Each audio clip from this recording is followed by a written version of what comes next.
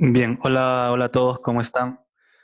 Mi nombre es Daniel y una semana más junto al equipo de Invalor, que aquí me acompañan Katy, Pablo, José Carlos y Américo, vamos a presentar el webinar semanal. Esto es nuestro disclaimer habitual, que siempre por favor tienen que tomar en consideración. Y luego ya pasamos a ver la agenda, donde, bueno, como es costumbre, vamos a ver un análisis a nivel macro global, luego local. Y finalmente pasamos a la parte ya de noticias corporativas de compañías listadas en la Bolsa de Valores de Lima. En primer lugar, vamos a ver un análisis a nivel macro global, primero de índices y luego de noticias. Como uno de los puede ir adelantando, de que en realidad la semana ha sido bastante positiva, sobre todo para los índices europeos. Y bueno, y en el mes destaca que en el S&P ha tenido uno de sus mejores meses de los últimos años, ¿no? Si mal no recuerdo, es desde el mejor desde el año 87. Entonces ha sido un mes, perdón, bastante bueno.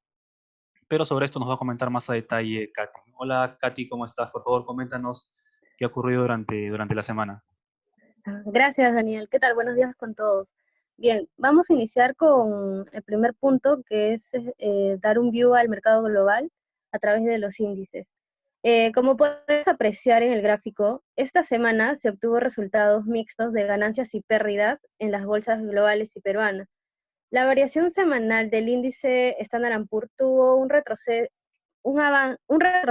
de 0,21%, mientras que el índice referente del mercado europeo avanzó en 2,37%, la bolsa de Shanghái en 1,84%, y esta semana se tiene una recuperación en la bolsa local en 1,76%.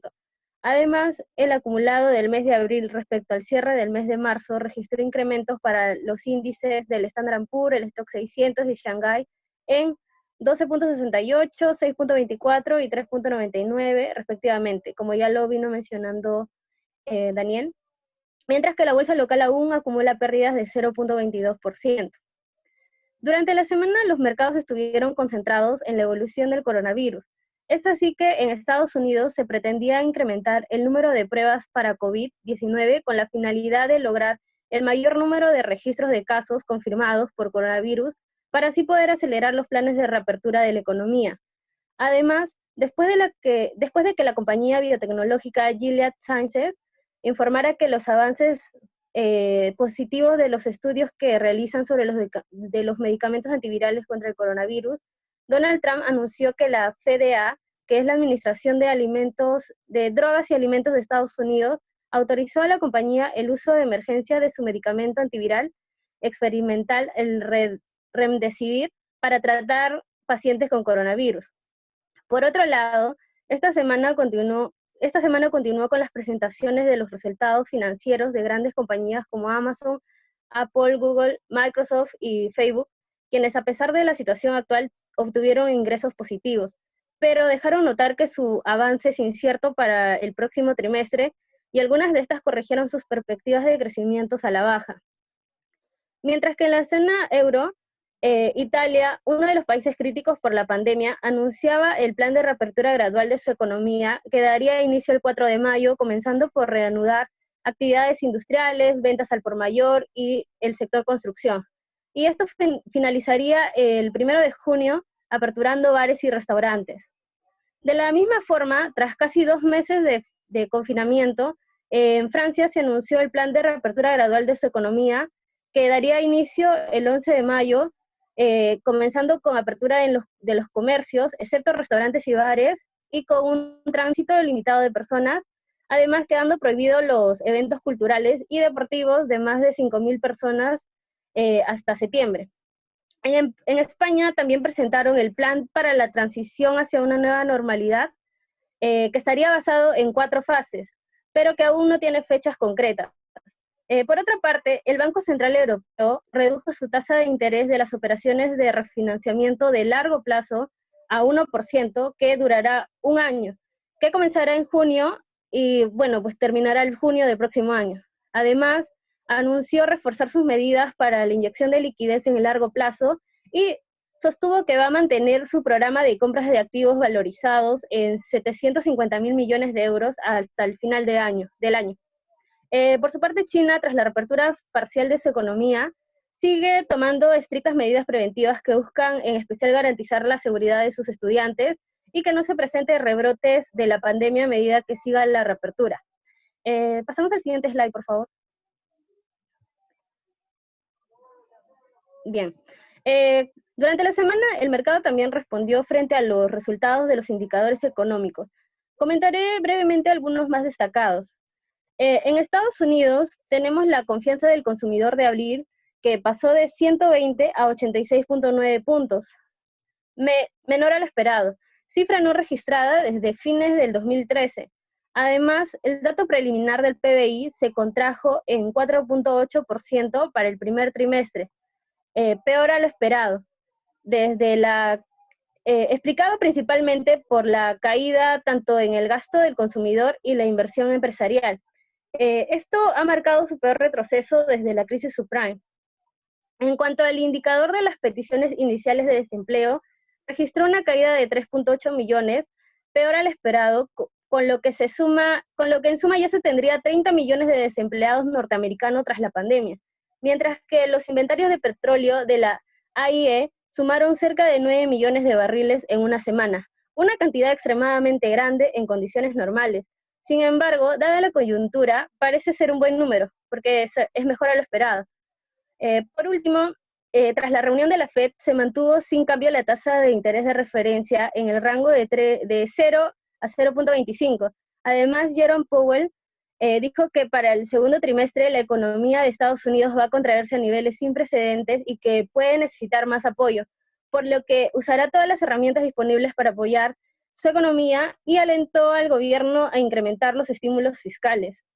Eh, Mientras en España, tal como lo esperaba el mercado, el PBI preliminar trimestral registró una caída de 3.8%, con tan solo 2 semanas de confinamiento, y se mantuvo sin cambios los tipos de interés de referencia tras la reunión que tuvo la BCE. En Alemania, el indicador de ventas minoristas se contrajo en 5.6% en marzo, reflejando los efectos de la pandemia ante el cierre de su actividad económica como parte de las medidas del gobierno. Para el caso de China, los datos para abril, el PBI manufacturero registró una caída de 50.8, peor a lo esperado, a pesar de la reapertura económica gradual de varios de sus negocios y fábricas, mientras que el PMI no manufacturero en abril registró de 53 a 53 de los 52.3 que tenía en marzo, una cifra mejor a lo esperado. Finalmente, para Perú, salió el dato del IPC en abril, que incrementó en 0.1%, con una variación acumulada de 0.95%. El resultado se explica por la alza de precios en transportes y comunicaciones, bienes de cuidado personal y de la salud, y en alimentos y bebidas. Bueno, eso sería todo por mi parte. Gracias, Daniel. Ok, gracias, Katy. Bien, y la siguiente parte ya corresponde al comentario respecto a commodities, donde, bueno, nuevamente destacamos el caso del petróleo, pero aquí nuevamente nos va a apoyar con mayor detalle José Carlos, que nos va a hablar sobre todo en la parte de petróleo y también del cobre y de oro. Así que, José Carlos, por favor, coméntanos qué ocurrió durante la semana. Gracias, Daniel. Esta semana el petróleo cerró cercano a los $20. Esto es un incremento de 16.3% respecto al cierre de la semana anterior, principalmente por datos de inventarios que ya comentó Katy anteriormente y noticias de recortes en la producción que se dieron en la semana. Como pueden observar, el gráfico de la izquierda, el crudo cotizó a la baja al inicio de la semana, principalmente por los temores a una falta de capacidad en el almacenamiento. De hecho, el US Oil Fund, que es el mayor fondo que sigue el petróleo estadounidense, se ha deshecho de sus contratos de corto plazo, pasándose a enfocar en los de fines de año en adelante. Pero la caída se detuvo el martes y se observó una recuperación en el precio del petróleo, principalmente por los datos de inventarios, primero el de la API, que es el Instituto Americano del Petróleo el día martes, y el dato de la Administración de Información Energética el día miércoles. Los inventarios crecieron, como podemos observar en el gráfico de la derecha, pero a un ritmo menor que lo esperado.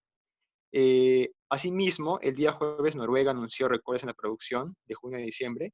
Es importante porque Noruega es el principal productor de petróleo en el oeste de Europa. Y también hubo anuncios por partes de petroleras estadounidenses como ConocoPhillips y Novatek en Rusia, que anunciaron menores inversiones y bombeos. Asimismo, el día viernes comenzaron los recortes acordados por la OPEC, que ya habían sido anunciados la semana del 12 de abril. Pasamos a la siguiente lámina, por favor.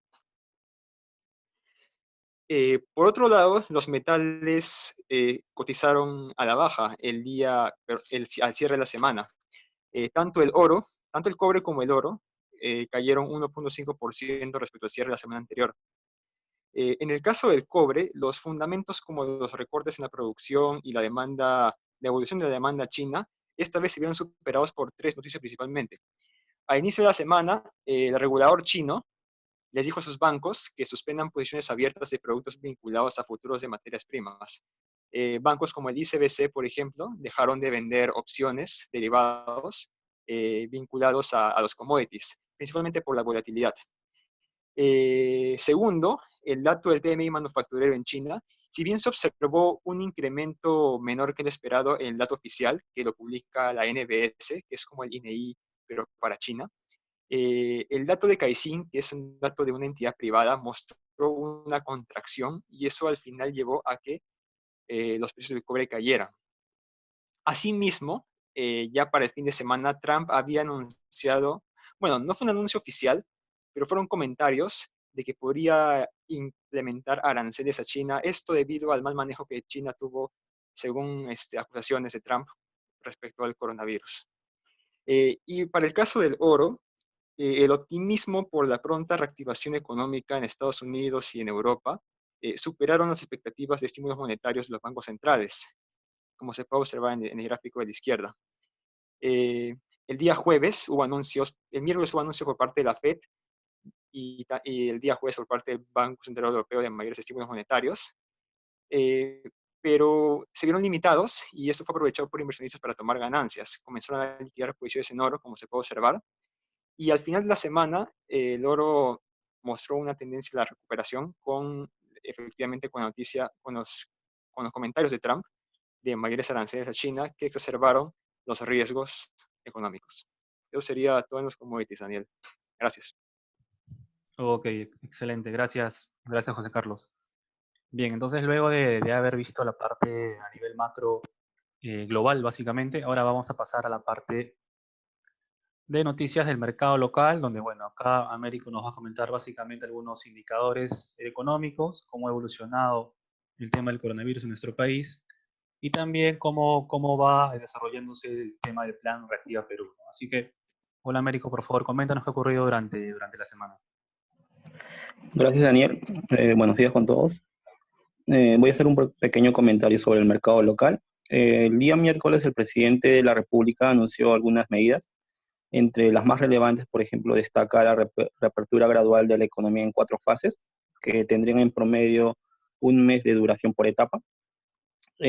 Hasta el día de ayer, por lo menos la noche, salió de que el sector que estaría reaperturando ya sería construcción. En este caso, bajo ciertos protocolos, medidas de seguridad en las cuales se van a implementar. Sin embargo, no están consideradas las unifamiliares, construcciones unifamiliares me refiero. Esto ya tendría que ser con previa aprobación del MINSA. Por otro lado, sobre los restaurantes, aún no hay nada claro, aún no hay nada aprobado, todavía está en discusión. Dentro de lo que destaca sería minería, construcción, industrial y servicios, ¿no? Por otro lado, el presidente había aprobado un retiro extraordinario de hasta 3.000 soles, es decir, en suma son 5.000 soles, ¿no? Pero ya tenías 2.000 soles previos que se habían aprobado y en suma más 3.000 serían 5.000. Sin embargo, el día jueves no llegó a ser publicado por el peruano y es en ello que el Congreso ya promulga la ley que permite el retiro de hasta el 25%, ¿no? Por el momento se está a la espera del proceso operativo que dictamina la SBS. Tiene plazo de 15 días hábiles una vez ya publicado la ley, una vez ya publicada la ley en el peruano. Entonces, el proceso es el siguiente. O sea, una vez que es aprobado, tienes 60 días para solicitarlo y una vez que haces la solicitud, a los 10 días te dan un 50% de lo que vayas a solicitar y el 50% restante te lo dan a los 30 días calendario restantes. Por otro lado, se han publicado datos de la actividad económica para marzo. En este caso, el INEI publica unos datos adelantados, sin embargo, no quiere decir que específicamente sean los que se vayan a dar. Son datos muy cercanos, sí, algunas veces varían en 0.5%, 0.1%, pero sin embargo, dado que ya son de marzo, nos dan una idea de cómo por lo menos la quincena que ha sido suspendida por el aislamiento social obligatorio ya tiene incidencia sobre la actividad económica, ¿no? En este caso, por ejemplo, pesca cayó en 21.43%, electricidad en 12.87% y consumo interno de cemento en 51.4%. Dentro de lo que es consumo interno de cemento te da una idea más o menos de cuánto ha caído la construcción. En este caso, digamos, si es que tuviésemos que poner la estructura de solo construcción, consumo interno de cemento pesa alrededor del 90%. Entonces, este número ya te da una idea de cuánto ha caído verdaderamente construcción. Por otro lado, tal como se esperaba, los datos de inflación también han retrocedido. En variación interanual, para abril alcanzó 1.72% y variación mensual 0.1%. Básicamente estaba explicado por el retroceso del precio del crudo y por el avance en el precio de alimentos, ¿no? Otro dato importante que siempre hay que estar atentos, y es básicamente por un tema de liquidez, o sea, cuando vienen inversionistas extranjeros, por ejemplo, a Perú, lo que ellos buscan es que el dinero que ponen en nuestra economía la puedan recuperar con las menores pérdidas posibles. ¿Y cómo puede ser esto posible? Asumamos, por ejemplo, que hay una salida masiva de dólares, entonces, ¿qué pasa si es que no hay una oferta que pueda cubrir esta demanda? Entonces el tipo de cambio subiría demasiado. ¿Y qué variable entonces ayuda a que este escenario no se dé y que los inversionistas extranjeros no estén sometidos a este riesgo? Básicamente serían las RIN, ¿no? Dado que con este instrumento, por lo menos el Banco Central podría tener incidencia directa o indirecta sobre el tipo de cambio. Una incidencia directa, por ejemplo, sería una compra ya directa de dólares o venta de dólares directamente, o una incidencia indirecta podría ser a través de swaps cambiarios. En este caso, por ejemplo, se ha visto que hasta el 29 de abril las RIN han alcanzado 74.383 millones, ya mayor en 6.361 mil millones, respecto al cierre de marzo y respecto al cierre de diciembre del año 2019. Esto ya te da una idea de que más o menos el BCR tiene recursos para un escenario adverso, ¿no? Ahora vamos a pasar a la evolución del COVID.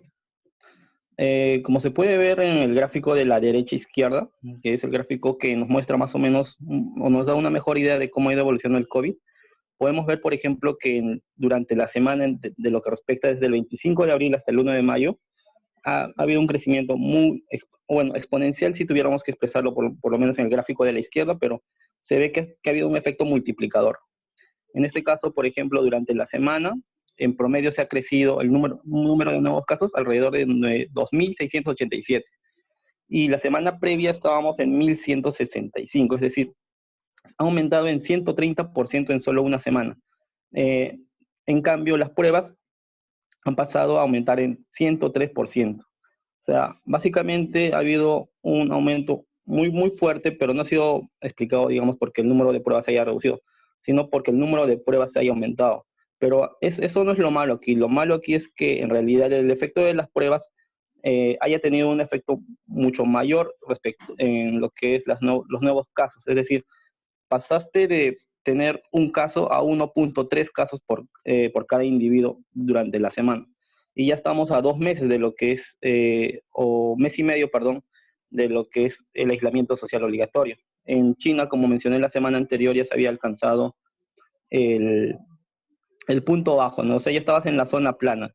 O sea, que ya, digamos, los casos que producían, cada individuo, digamos, contagiaba a media persona. O sea, cada 2 individuos solo contagiaba a una persona. Y así se iba retrocediendo el número de casos contagiados. Para terminar, la siguiente lámina, por favor, Daniel. Ya, muy bien. Acá he hecho un pequeño cuadro respecto a cómo han ido las subastas de reactiva durante la semana. La primera semana, las subastas, digamos, en líneas generales han tenido apetito por todos los niveles de riesgo, es decir, para un 80%, 90%, 95% y 98% de cobertura. Pero durante esta semana, el apetito por el riesgo de los inversionistas ha ido cambiando, ¿no? Como se puede ver, digamos, en la primera línea del 30 de abril, de la oferta de 25 millones, con un monto subastado de hasta 30.000, solo se ha demandado 22 millones, ¿no? Entonces, eso te da una idea de cómo está yendo las subastas y cómo está yendo el mercado en sí mismo. Pero si tuviésemos que buscar una explicación, diríamos que es básicamente por cómo es, o quiénes participan dentro de las subastas, ¿no? En las subastas participan Bank, Scotiabank, VA, BP.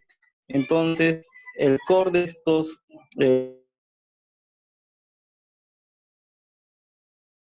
bancos está orientado hacia medianas y grandes empresas de este corte, ¿no? Por otro lado, una variable adicional a considerar es los costos operativos que generarían, por ejemplo, para la empresa.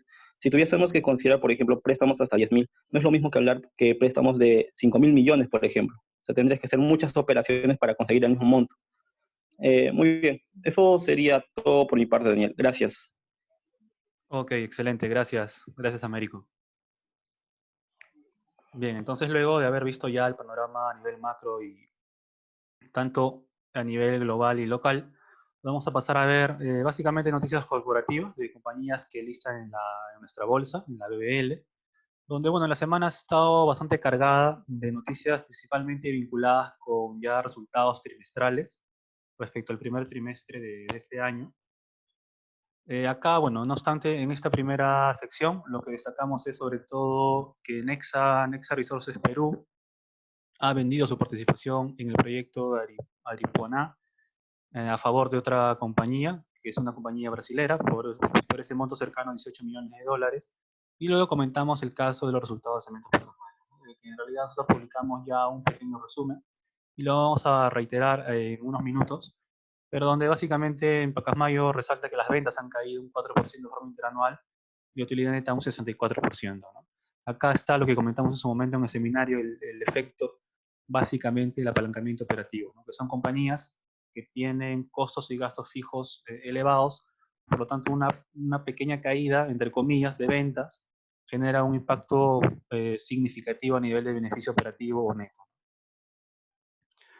Luego también resaltamos que compañías como Cerros Arequipa también han reportado ya sus resultados, igual caídas a nivel tanto de ventas como de utilidad neta. Y también, como les comenté la semana anterior, ya los bancos también están publicando algunos resultados. En el caso de Scotiabank, y bueno, ha habido caídas a nivel de utilidad neta, como comentamos acá, está el efecto de las mayores provisiones por deterioro de cartera, lo cual es normal, lo cual se preveía por cómo se va, porque se está reprogramando muchos créditos. Pero bueno, justamente lo comentaba Américo del programa Reactiva Perú, es lo que debería permitir, y la garantía que hay detrás por parte del Estado debería permitir que los bancos tengan apetito por estos nuevos créditos, ¿no?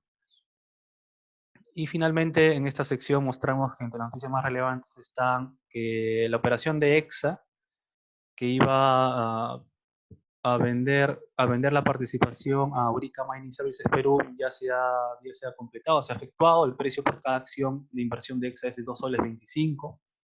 Y luego resaltamos tanto los resultados de Cerro Verde, que lo voy a comentar un poquito más adelante, a la vez que los de Graña y Montero, que nuevamente igual los dos han presentado caídas a nivel de ventas y también de beneficios, ¿no? Y lo último es, bueno, sobre Trevali, que algunos siempre nos preguntan por esta compañía, que publicó mucha importancia, en el cual comentaba de que ha hecho, bueno, o ha negociado un permiso con sus acreedores para el cumplimiento de los jóvenes que tenían sobre su línea de crédito. Lo han aplazado hasta el 31 de mayo, lo cual le da cierto espacio, mayor margen a la compañía para ir cumpliendo sus requerimientos de corto plazo, ¿no? De liquidez, básicamente. Eso es lo que comentamos en su momento. El problema con esta empresa es que tiene que a los precios actuales de los metales básicamente no genera beneficio. Entonces necesita deuda para seguir financiando capital de trabajo y sus operaciones recurrentes, ¿no? Entonces, si es que escenario actual se mantiene, de no poder generar beneficios, sí podría estar en un escenario bastante complicado a mediano plazo, ¿no? Todo va a depender mucho de cómo evoluciona el precio, básicamente el zinc, del plomo y de la plata. Y bueno, y Trevali va a presentar resultados el 13 de mayo. Este es el top 5 de la semana, donde resaltan los movimientos básicamente Trevali, Credicorp y Relapasa al alza. Y en caídas, bueno, resaltan principalmente Inversiones Centenario, Intercorp e Hidrandina, ¿no? Sobre Credicorp, bueno, que es, como algunos deben recordar, es nuestra principal bueno, posición en el portafolio recomendado. La acción ha venido comportándose bastante bien, creemos que está recuperando gran parte de la caída, básicamente por cómo se está viendo que la economía debería reactivarse y que bueno, su principal activo, que es el BCP, va a participar de forma muy activa en el plan de reactivar Perú con los créditos que se están ofreciendo, ¿no? Entonces, creemos que está yendo bastante bien Credicorp, y sobre esta compañía ya vamos a hablar un poquito más a detalle cuando presente sus resultados trimestrales, ¿no? Que debe estar presentando, si mal no recuerdo, entre el 7 de mayo, que ya le toca reportar sus estados financieros. Ahora, en la siguiente sección vamos a repasar algunos resultados trimestrales. No vamos a tocar en sí las del top 5 porque no hay ninguna noticia relevante en realidad durante la semana que las haya afectado. Solo, bueno, ahí estaba indicado que en el distribución sí ha reportado estados financieros, pero lo hizo luego del cierre del jueves, entonces en realidad no es que eso haya impactado al rendimiento de la acción. Ahí está comentado que bueno, en el caso de Enel ha caído un poco sus ingresos, básicamente a estas compañías distribuidoras les va a afectar el tema de la reprogramación de pagos de sus clientes, ¿no? Del fraccionamiento que están realizando. Entonces, bueno, esto de hecho le pega al nivel de ingresos, pero siempre es un sector con ingresos bastante recurrentes, ¿no? Entonces, al no haber realmente noticias corporativas durante la semana que hayan impactado a las compañías que mostramos en el top 5, vamos a hacer un resumen de las principales empresas de la BBL que ya han ido reportando resultados, ¿no? Y el primer caso es Pacasmayo, en el cual Pablo nos va a comentar un pequeño resumen sobre los resultados de la empresa y lo que comentó la propia compañía durante la conferencia telefónica que hizo para analistas, ¿no? Así que, Pablo, por favor, coméntanos los resultados de Pacasmayo. Bueno, gracias Daniel, buenos días con todos. Vamos a ver en este apartado un pequeño resumen de lo que fue más que todo el conference call de Cementos Pacasmayo respecto a sus resultados del primer trimestre. No me voy a extender aquí en los resultados de la compañía, puesto que ya existe un comentario publicado en la página de Invalor sobre ello, que fue como hace 2 días, si no me equivoco. Solo agregar que, como se comentó la semana pasada, la construcción será el sector más golpeado. Lo vimos en los resultados individuales de UNACEM y lo vemos ahora en los resultados consolidados de Cementos Pacasmayo, el cual tuvo una caída en la utilidad operativa de 38% y una caída de 64% en la utilidad neta. Datos que podemos ver en la tabla adjunta, ¿no? Ahora, volviendo al first call, voy a comentar algunos puntos que me parecieron más relevantes. Apartado que más llamó la atención en el conference, o al menos para mí, fue que la compañía sostiene que en el peor de los casos, en el que la cuarentena sigue y no exista ningún tipo de producción, la empresa tiene la capacidad, tiene el cash suficiente para hacer frente a esta paralización por lo menos durante todo un año. Si bien esto parece una afirmación bastante fuerte, no parece del todo inviable, puesto que la compañía adquirió recientemente en marzo nuevos préstamos destinados a la gestión del capital de trabajo, y que más o menos por ahí podría venir la explicación de esto. Ahora, respecto a la reactivación de las actividades, se mencionó que el sector construcción será uno de los primeros en reabrirse. De hecho, la mayoría de los planes de reapertura que tiene el gobierno incluyen al cemento, por lo que tiene muy buenas perspectivas en esa parte. Aunque, por otro lado, son bastante reservados respecto a los niveles de producción que tendrá la compañía, puesto que sus ingresos dependen en un 55% de la autoconstrucción, como se mencionó anteriormente, y como ya mencionó Américo, que es lo que más tiempo tomará en normalizarse, ¿no? En función a las medidas que el gobierno tome. Se mencionó también que, en base a todo esto, la empresa se enfocará inicialmente en los servicios de infraestructura, en proyectos como el puerto de Salaberry y el aeropuerto de Chiclayo. Ahora, respecto a sus planes de producción, se mencionó que la planta de Pacasmayo se encuentra lista para operar en cuanto se levanten las restricciones, aunque por otro lado estiman que la planta de Piura recién retome sus actividades regulares en un plazo de 3 o 4 meses. Y ya para cerrar un poco con este apartado, en sí el conference call no duró mucho que digamos. Se mencionó también que se están difiriendo algunas cuentas para mejorar su posición en capital de trabajo, aunque no especificaron nada al respecto. En sí, en general, fueron bastante reservados al dar estimaciones sobre la producción, sobre la producción o los ingresos, lo cual es bastante comprensible, ¿no? En este contexto actual. Y bueno, esto sería todo por mi parte, Daniel. Gracias. Ok, perfecto. Gracias, gracias Pablo. Sí, en realidad el call fue bastante breve y bueno, como resaltaba Pablo, en realidad la empresa ha sido bastante precavida en darle algunas estimaciones, ¿no? Respecto a la reactivación del sector en sí. Y hay que recordar, como comentó Pablo también, de que esta empresa, más o menos un 55-60% de sus ingresos dependen de cemento, dependen de la autoconstrucción, lo cual, como comentamos la semana pasada, es un sector básicamente informal, en lo cual va a ser bastante complicado implementar protocolos y probablemente se demore mucho más en reactivar, ¿no? Lo que obviamente va a ser mucho más sencillo reactivar, va a ser grandes proyectos de infraestructura, donde sí va a ser mucho más eficiente la aplicación de distintos protocolos, ¿no? Entonces, por eso comentamos el posible todavía riesgos que hay en Pacasmayo y a la vez en UNACEM también, y también obviamente en las dos acereras. Luego, lo otro que yo voy a comentar ya para ir finalizando es los resultados como adelanté de Aceros Arequipa. Acá también tenemos ya un resumen publicado, por lo tanto voy a pasarlo de forma muy rápida. En resumen, la empresa, bueno, al igual que va a ocurrir con todas las del sector construcción, básicamente, se han visto caídas a nivel de ventas y también utilidad neta, lo cual está vinculado claramente con la parte de la cuarentena que le ha afectado por la mitad del mes de marzo, ¿no? Unos 15 días del mes de marzo.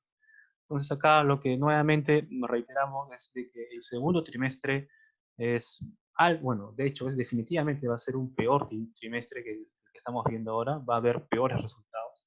Por lo tanto, hay que estar al tanto, hay que estar al tanto de ello, de la evolución. Y en realidad, obviamente, el mercado ya tiene interiorizado esto, si no las acciones estarían cayendo 30% en el año. Obviamente el mercado ve que los resultados van a ser muy malos, entonces lo que siempre tenemos que estar en cuenta, lo que les comentaba, es ver más allá del 2020 y ver hacia el 2021 cómo llegan estas empresas, ¿no? Si llegan con una suficiente posición de caja, si tienen una posición de capital de trabajo que les permita seguir operando de forma regular. Entonces todo esto hay que ir analizándolo y ir analizando los comentarios de la propia compañía que ofrecen en las conferencias telefónicas que realizan para analistas y para inversores, ¿no? Entonces, el siguiente caso es el de Cerro Verde. Aquí, en el caso de Cerro Verde, hay un factor en particular que le ha afectado a nivel de ventas, que probablemente, bueno, lo podemos comentar de forma más detallada en un seminario en sí, pero en resumen, de forma muy breve, lo que ocurre con las empresas mineras en sí, peruanas y en general a nivel global, es que los contratos de venta de concentrados y cátodos generalmente se basan en un precio promedio de una bolsa internacional como es la London Metal Exchange al momento del despacho, pero luego esto se ajusta a un valor razonable cuando finalmente se haga el cobro respecto a esa venta. Entonces, se forma ahí un derivado implícito entre el momento del despacho y el momento en que finalmente se efectúa el cobro de la venta, ¿no? Entonces, por ello, estas compañías siempre tienen registrados, provisionados, ciertos millones o, bueno, o toneladas, en la unidad que esté, de libras de cobre o de zinc, etcétera, a un precio definido, ¿no? Entonces, en el caso de Freeport, tenemos el caso de Freeport, no de Cerro Verde, pero bueno, como es la matriz, básicamente tenemos una idea. Tenía, bueno, casi 270 millones de libras registradas a un precio de $2.80 a final del 19. Pero como el precio del cobre en el LME, que es la bolsa de Londres, ha caído tanto, ha caído a 2.30 aproximadamente. Entonces ahí hay un ajuste que se ha hecho por precio que ha terminado impactando al nivel de ventas, ¿no? Entonces por eso es que ven que hay una caída en las ventas de Cerro Verde de más de un 50%, donde básicamente de ese 50%, bueno, no está especificado de forma detallada en los estados financieros, pero en el caso de Freeport indicaban de que al menos unos 75 millones era este efecto por precios anteriores provisionados, ¿no? En el caso del cobre. Entonces, este es un efecto particular que se da en ciertos trimestres cuando hay movimientos muy bruscos en el precio del cobre. Nuevamente recuerden, entre el despacho y cuando luego finalmente se hace el cobro de la venta, lo cual es un efecto extraordinario que normalmente sí ocurre cuando hay movimientos muy bruscos y que es probable que este efecto lo veamos en las otras compañías mineras como Volcan, Nexa, etcétera, es muy probable que lo veamos también en ellas, así que no hay que sorprendernos si vemos caídas en ingresos de 50, 40, 60%. Es un efecto nuevamente extraordinario y en el largo plazo generalmente se netea, porque va a haber trimestres en el cual en lugar de perjudicarte, te va a favorecer y te va a aumentar 50 millones de dólares en ventas, ¿no? Que en realidad simplemente es por un ajuste de provisión de precios. Entonces, ojo con eso, siempre hay que tenerlo en cuenta. Es un extraordinario. Y bueno, y seguimos confiando nosotros con nuestro lado en el desenvolvimiento operativo de Cerro Verde, ¿no? La compañía está operando, ha indicado, bueno, en todo marzo, hasta antes de la cuarentena, estuvo operando de forma regular, a 400.000 toneladas por día, su planta de concentrado, pero cuando se declaró la cuarentena, esta capacidad la ha reducido a la tercera parte, está operando unos 130.000 toneladas por día, más o menos, y lo cual van a mantener hasta que se empiece a levantar ciertas restricciones, ¿no? Entendemos que el gobierno, ya el 4 de mayo, que sería este lunes, va a empezar a levantar ciertas medidas, con lo cual podría favorecer a una de las principales que se ha favorecido es Cerro Verde, sobre todo porque es muy probable de que las primeras compañías mineras que empiecen a reactivarse sean las de tajo abierto, ¿no? Porque son mucho más sencillas de mantener los protocolos de seguridad en comparación con las minas subterráneas, ¿no? Entonces, por ese lado estamos tranquilos por el lado de Cerro Verde. Y finalmente, comentamos los resultados de Graña y Montero, y también es una compañía probablemente muy seguida por varios de los presentes, en lo cual, bueno, la compañía ha reportado una pérdida neta de 30 millones, en comparación con la pérdida de 1 millón del primer trimestre del año anterior. Y lo que más resaltamos es el tema del backlog, que es básicamente su cartera de proyectos, la cual ha caído más de un 30% de forma interanual. Ahí pueden ver los datos, lo cual está, bueno, básicamente vinculado porque el backlog consolidado en sí incluye el backlog, que es la cartera de proyectos a ejecutar los próximos años, y también los negocios recurrentes. Y en los negocios recurrentes está incluido la subsidiaria GMP, que es la que está vinculada con el tema de explotación de petróleo, gas, transporte de estas materias primas, etcétera, ¿no? Entonces, como ha habido una caída tan fuerte en el precio del petróleo en el primer trimestre, pero ojo que en el segundo va a ser mucho mayor, porque hemos visto que el promedio del barril está a unos $20, y en el primer trimestre el precio medio que han reportado es alrededor de 45 la compañía, entonces va a caer mucho más. Entonces, este efecto de precio ha hecho de que GMP reduzca su backlog de negocios recurrentes en más de $200 millones. Entonces, ante esto, este ratio respecto a ventas ha caído de 2.29 en el primer trimestre del año anterior a 1.33 en este año, ¿no? Lo cual es una caída bastante considerable, considerando de que normalmente esta compañía, Graña y Montero, mantenía una relación de backlog consolidado entre ventas superior a 2 veces, ¿no? Entonces esto está cayendo a 1.33, es probable que el próximo trimestre caiga más, por lo que les comento de la mayor caída del precio del petróleo, lo cual es un factor a seguir muy de cerca, sobre todo porque, como vemos, la compañía no está generando pérdidas, y sobre todo por la parte de ingeniería y construcción, ¿no? En realidad, la parte de infraestructura e inmobiliaria de Graña sí genera beneficio, todos esos dos generan actualmente unos 16, 18 millones de soles, perdón, pero donde están las pérdidas generadas es sobre todo en la parte de ingeniería y construcción, ¿no? Sobre todo también porque ahí está la mayor carga financiera. Entonces, hay que seguir de cerca estos tres segmentos y ver cómo evoluciona la compañía en los siguientes trimestres, ¿no? Y bueno, y lo último es respecto a nuestro calendario. Nuevamente, eso es para que lo tengan en consideración. Ahí hay datos de PMI manufacturero de Caixin en China, muy importante ese. Va a tener bastante impacto sobre todo en los metales base. Y bueno, también durante la semana nuevamente hay más datos de China, de PMI de servicios, exportaciones, importaciones. Y como siempre, bueno, el tema de los inventarios de petróleo, que va a seguir moviendo ahí el precio del crudo, ¿no? En el corto plazo. Y finalmente el tema de las peticiones de desempleo en Estados Unidos. Y bueno, y por nuestro país está la reunión del BCR el jueves, que bueno, es probable definitivamente que se mantenga la tasa, y habrá que ver qué nos comenta el Banco Central respecto a perspectivas respecto a nuestra economía, ¿no? Entonces, por ese lado sería todo por nuestra parte, por la parte de la presentación. Y ahora voy a ver las consultas. A ver, nos comentan, cuando se levante las restricciones, ¿cuánto les tomaría llegar a 100% Cerro Verde? ¿Cuándo le tomaría a Cerro Verde llegar al 100% de operación? Bueno, eso no lo ha comentado en sí la empresa todavía, pero ellos decían de que ya están, bueno, ya tienen implementado en realidad protocolos de seguridad para que ni bien el Estado levante las restricciones, puedan volver a su operación regular. Bueno, eso es lo que comentan ellos. Probablemente les tome algunos días, obviamente, mientras que se estabilice todo, pero bueno, ellos comentan de que ni bien se levante restricciones, van a poder operar a su capacidad antigua, como les comentaba, que estaban promediando unas 400.000 toneladas por día en la planta de concentrado. Luego nos preguntan si creemos que la bolsa nacional llegue a recuperarse como la bolsa de Estados Unidos, ¿cuándo podría ocurrir? Sí, bueno, es cierto que nuestra bolsa ha estado un poco, se ha quedado relegada. Creemos que es también por la poca liquidez que están viendo en los últimos días. Pero bueno, esto tómalo como una oportunidad, ¿no? O sea, definitivamente nosotros tenemos que ver, bueno, nosotros lo que recomendamos es ver un poquito más de mediano plazo, no tanto en el corto.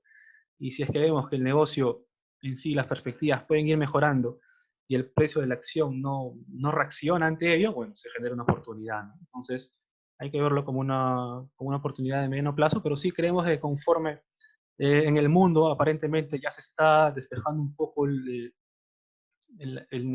pesimismo ante la pandemia, porque aparentemente ya se van a empezar a levantar restricciones, entonces es probable que se empiece a contagiar de ese sentimiento en nuestro mercado local, pero siempre teniendo en cuenta de que la poca liquidez siempre nos pega ahí un poquito en el corto plazo, ¿no? Lo otro que nos preguntan es si quiere ingresar para hacer trading, ¿qué se nos recomienda? Bueno, es que en primer lugar, hacer trading en la Bolsa de Valores de Lima es complicado por lo que les comentaba de la poca liquidez. Es poco probable de que puedas aplicarlo en sí, porque los movimientos diarios son muy irregulares y con volúmenes muy bajos. Y bueno, y nosotros, como si nos ha seguido de haberlo visto, nosotros siempre recomendamos la inversión a mediano o largo plazo, porque es donde se genera realmente valor para el inversor retail. Pero si quieres ver temas de trading, tenemos de SAPs que nos preguntan. Bueno, hay un video en nuestro canal de YouTube de Invalor, en el cual hay un video sobre un taller para aprender a invertir en bolsa, donde se detalla todo ese tema de SAPs y de las comisiones que normalmente te cobran, ¿no? Luego nos están consultando si está operativo el club de inversión. Sí, sí está operativo. Sí, esa información la mandamos por correo. Igual, si están interesados, nos escriben y siempre estamos a la par para responder cualquier duda que tengan al respecto. Pero igual le vamos a enviar por correo. Y luego nos están preguntando, acá veo el chat, Alejandro, por el tema del pago de impuestos de ganancia de capital. Bueno, hay acciones que están exoneradas, que son las que tienen presencia bursátil, no pagas nada. Y las que no tienen presencia bursátil, pagas un 5% de impuesto a las ganancias. Luego, ¿cuáles son interesantes? Willy nos pregunta por cosas interesantes. Bueno, te recomendaría que revises nuestro portafolio recomendado, que está colgado en la web de Invalor, donde lo vas a poder ver y vas a ver, bueno, las que nos parecen las empresas más atractivas en este momento, ¿no? No sé si, luego Diego nos pregunta, si no tenemos posibilidades de quiebra. Bueno, de la Bolsa de Lima, respecto a posibilidades de quiebra, bueno, en realidad no vemos ninguna con una posibilidad de quiebra en el muy corto plazo, pero sí, las que más están expuestas son las que tienen una elevada posición de deuda, obviamente, por el tema de que no van a poder cumplir con sus obligaciones financieras, y sobre todo también las que dependen de materias primas, ¿no? Las que tienen negocios con ingresos poco recurrentes y dependen de una materia prima, un commodity que tiene un movimiento bastante irregular en precio, ¿no? Entonces ahí están sobre todo las empresas mineras. Algunos siempre me preguntan por Trevali, yo recomiendo mucha precaución a esa compañía, nuevamente, como les digo, no ganan $1, por lo tanto tienen que seguir tomando deuda para financiar capital de trabajo, básicamente, ¿no? Porque si no, no podrían operar, y por eso ya cerraron una empresa, una mina, una empresa en Canadá, que es la de Caribou, entonces, y la de Santander está cerrada, ¿no? Entonces, cuidado, hay que tener cuidado, siempre, hay que estar al tanto de empresas, sobre todo que están muy endeudadas, ¿no?